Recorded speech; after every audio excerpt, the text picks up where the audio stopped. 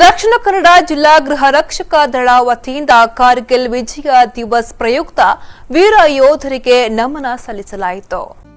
ಮಂಗಳೂರಿನ ಮೇರಿಹಿಲ್ನಲ್ಲಿರುವ ಜಿಲ್ಲಾ ಗೃಹ ರಕ್ಷಕ ದಳ ಕಚೇರಿಯಲ್ಲಿ ನಡೆದ ಕಾರ್ಯಕ್ರಮವನ್ನು ಶಾಸಕ ವೈ ಭರತ್ ಶೆಟ್ಟಿ ಉದ್ಘಾಟಿಸಿದರು.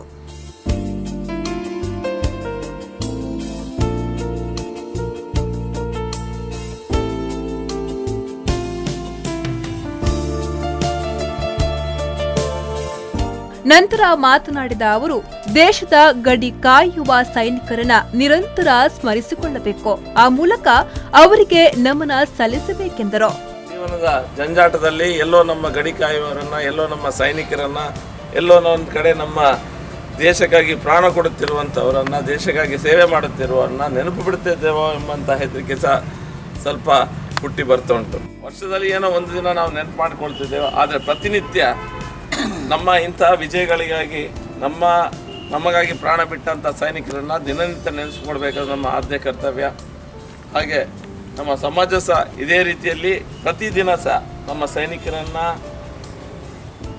ದೇಶ ಕಾಯುವವರನ್ನ, ದೇಶಕ್ಕಾಗಿ ಸೇವೆ ಮಾಡುತ್ತಿರುವ ಪ್ರತಿಯೊಬ್ಬರನ್ನ ನೆನಪಿಸಿಕೊಳ್ಳುವಂಥ ಶಕ್ತಿಯ ದೇವರು ಕೊಡಲಿ ಅಂತ ಹೇಳ್ತಾ ಜಿಲ್ಲಾ ಗೃಹ ರಕ್ಷಕ ದಳದ ಸಮಾದೇಷ್ಟರಾದ ಡಾ ಮುರಳಿ ಮೋಹನ್ ಚುಂತಾರು ಮಾತನಾಡಿ, ವೀರ ಯೋಧರು ದೇಶಕ್ಕಾಗಿ ತಮ್ಮ ಪ್ರಾಣ ತ್ಯಾಗ ಮಾಡಿದ್ದಾರೆ.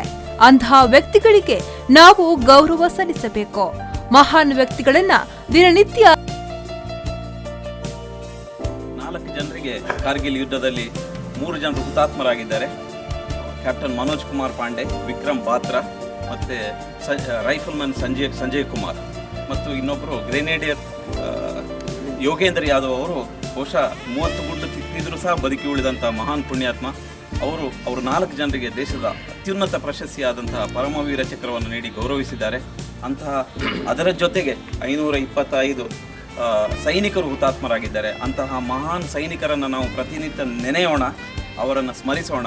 ಅವರು ಮಾಡಿದ ಸೇವೆಗೆ ನಮ್ಮ ಅಳಿಲು ಸೇವೆ ಸಲ್ಲಿಸಿ ನಮ್ಮ ದೇಶದ ಪ್ರಗತಿಗೆ ನಾವು ಟೊಂಕ ಕಟ್ಟೋಣ.